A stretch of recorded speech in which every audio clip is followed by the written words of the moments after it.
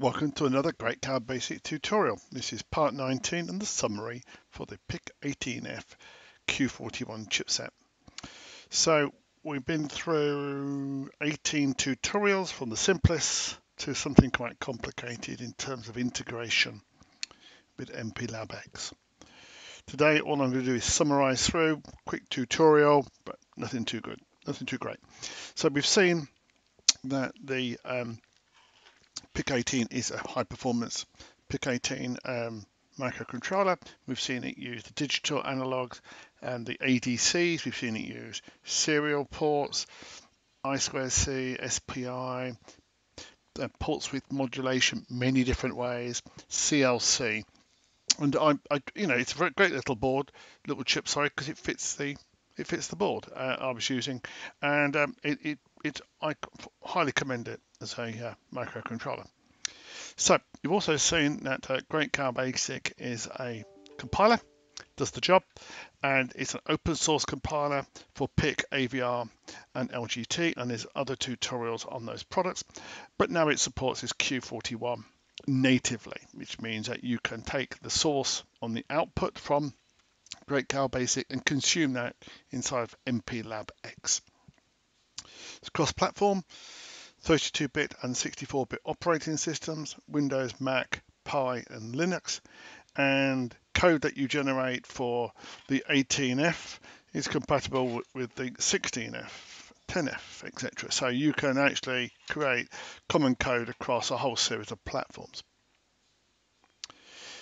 You've seen that the compiler is its own tool chain, that you take source code, you take it through the translator and through the assembler, and it will generate an assembly file, ASM in the old days, and then it will generate a chip-specific machine hex file for you. Whatever you specify in your source will come out at the end. You've also seen that you can stop the process, output a .s file, take that into PIC8s and then into MPLAB-X IDE, and then you can produce a machine code that is specific for that Q41. I've used as I said, the low pin count demo board, and because it was very versatile, with PPS I was able to route all the ports to the LEDs. I had no problems with rerouting or rerouting the outputs. I used the input pot quite extensively and used the serial out, etc. So it's a very useful little board with a very useful chip on it. I will also do a set of videos on the Curiosity Nano board when it comes in. So today we just want to cover off a couple of things that I need to show you. First of all, I need to declare an interest.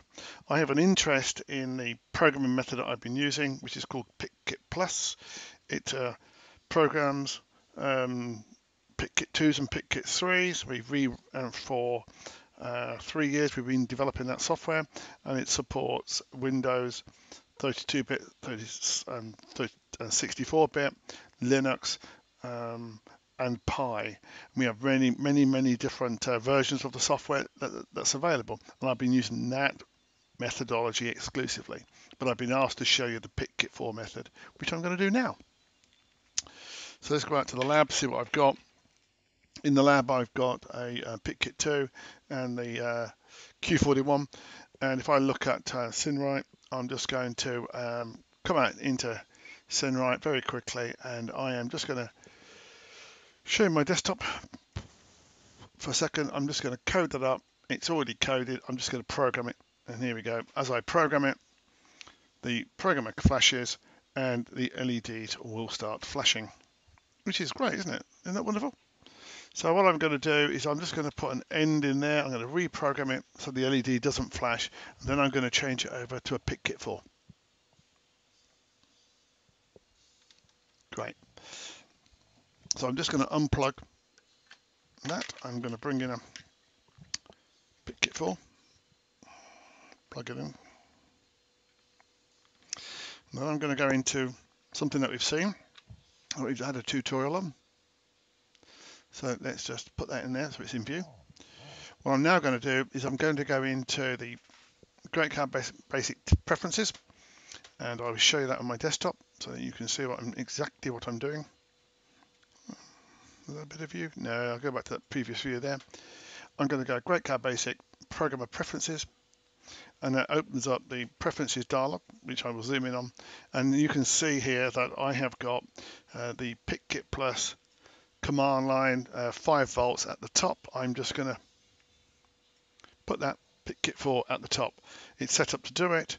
Let me just look at the tool variables. It's probably, well, we can look in here and we can see what version it is. It's 5.4. Okay, version 5.4. So I've now moved PICKit4 to the top. Back to my desktop. I'm now going to program it. Previously it took 6.5 seconds. It's now done exactly the same compilation, generated the hex file. The PICKit4 is now blue. Is that good or bad? We'll find out. It's just loaded up the DF, and there we go. It's just programmed it now. Operation successful. And let that complete. And we'll just look at that in terms of the lab. We'll see if it's flashing, and the LED is flashing. So that sort of proves to us, I think that proves to us that it works. So you can use PICKit4. It's not a problem. You can use a clone, PICKit2. You can use a Northern programmer. They all work the same. The programming experience is the same. That took 25 seconds compared to the previous time. So I'm just going to put that back for 5 seconds just to prove to myself. 25 seconds seems extensive. I'm just going to go back in to my desktop and change my preferences. I'm just going to put my PICKit back, hit that button, go out to the lab, and it's done it. It's 6 seconds, there you go, not too bad. So that was something I was asked to show. So you can use a PICKit4, it's not a problem. It's just that I was using something a little bit faster. Okay, so back to PowerPoint. We've seen those two pieces in the lab that you can use any programmer. It's up to you what you use. Okay, source code for all I've done will be in GitHub. I will post that out in the next few days, and all the PowerPoint presentations will also be on GitHub, and those are the two URLs where they'll be. We've seen that you can do a lot of programming, a lot of capabilities in the 16Q41 chip using Great Card Basic, and I've said that it supports many different operating systems and integrates extremely well with MPLAB-X. So that's the end of the tutorial. So I think we'll call that a wrap. Thank you. Do subscribe.